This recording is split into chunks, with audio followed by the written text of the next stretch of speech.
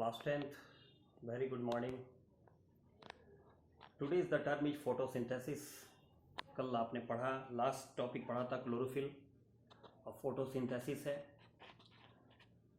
ये ऐसा टॉपिक है जिसमें आपको दो एक्टिविटी भी पढ़ना है। एनसीईआरटी किताब में आपने देखा होगा एक्टिविटी 6.1 एंड 6.2, और इस दोनों एक्टिविटी को एज ए प्रैक्टिकल आपको नोट भी करना है। तो आइए पहले देखें। कहता है the process by which green plants make their own food from simple inorganic substances like CO2 and H2O by using sunlight in the presence of chlorophyll is called photosynthesis, and as a result oxygen gas is released during it. यानी एक ऐसा process है photosynthesis या देखिए photo means क्या होता है, light. तो मतलब साफ है ये ऐसा प्रोसेस है जो लाइट में ही होगा, यानी कि सनलाइट में ही होगा। एक ऐसा प्रोसेस जिसमें ग्रीन प्लांट्स अपना खाना तैयार करते हैं। किससे तैयार करते हैं? तो from simple inorganic substances like किसकी तरह, जैसे कि CO2 है, जैसे कि H2O है, जो सिंपलर सब्सटेंस जो उसके नेचर में या उसके अगल बगल में प्रेजेंस हैं, उसकी मदद से वो खाना बनाता है। कल ही हम लोग चर्चा किए थे कि सनलाइट को ट्रैपिंग करने का काम क्लोरोफिल ही कर सकता है। तो क्लोरोफिल के प्रेजेंस में क्योंकि क्लोरोफिल ही सनलाइट को एब्जॉर्ब करेगा। तो सनलाइट को एब्जॉर्ब किया क्लोरोफिल, CO2 और H2O जो है रॉ मटेरियल्स, जो सिंपल इनऑर्गेनिक मटेरियल जो उसके अगल बगल हैं, उसको उसने यूज किया और तब जाके अपना खाना बनाया। और ऐसा करने में ऑक्सीजन गैस रिलीज हुआ। ये पूरा प्रोसेस कहलाता है फोटोसिंथेसिस। चूँकि आप यहाँ पर बात किए कि सनलाइट का उपयोग करके, तो मतलब साफ है दिन के समय ही सनलाइट अवेलेबल है, तो मतलब साफ है ये प्रोसेस जो है फोटोसिंथेसिस का it happens only during the day time. अब आइए इसको इक्वेशन में याद रखिएगा, इसका एक एक पॉइंट इंपॉर्टेंट है, इसलिए हमने इसको पार्टिकुलरली एक अलग वीडियो में बनाने का प्रयास किया है। इस साल भी क्वेश्चन आया था इससे। जैसे देखिए CO2 है, H2O है, दोनों को वो यूज किया। कब यूज किया? सनलाइट के प्रेजेंस में। और इसको ट्रैप कौन किया? तो क्लोरोफिल। और इसका रिजल्ट क्या हुआ? तो क्या बना? C6H12O6, यानी ये क्या है? ग्लूकोज है। और ये क्या है? O2, यानी कि ऑक्सीजन जो हुआ क्या हुआ? वो रिलीज हुआ।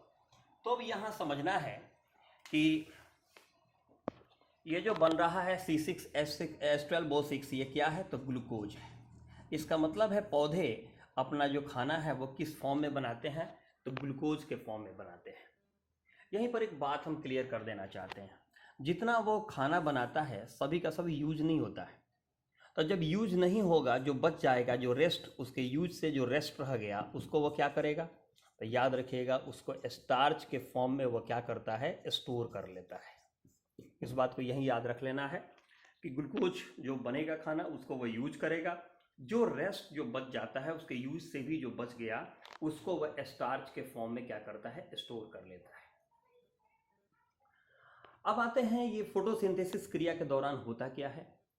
तो 3 स्टेप होते हैं। अब 3 स्टेप क्या? तो देखिए, पहला step absorption of sunlight energy by chlorophyll. Chlorophyll ने क्या किया? सनलाइट को एब्जॉर्ब कर लिया। अब इसका क्या होगा? तो conversion of light energy into chemical energy. इस लाइट एनर्जी को कन्वर्ट करता है केमिकल एनर्जी में, और splitting of water molecules into hydrogen and oxygen. ठीक है, ये टूट गया, वाटर के मॉलिक्यूल टूट जाते हैं। किस रूप में टूटते हैं? तो हाइड्रोजन और ऑक्सीजन के रूप में टूटते हैं। हाइड्रोजन और ऑक्सीजन से ही जब वाटर बना है तो उसी में टूटेंगे। और फिर CO2 का रिडक्शन होता है।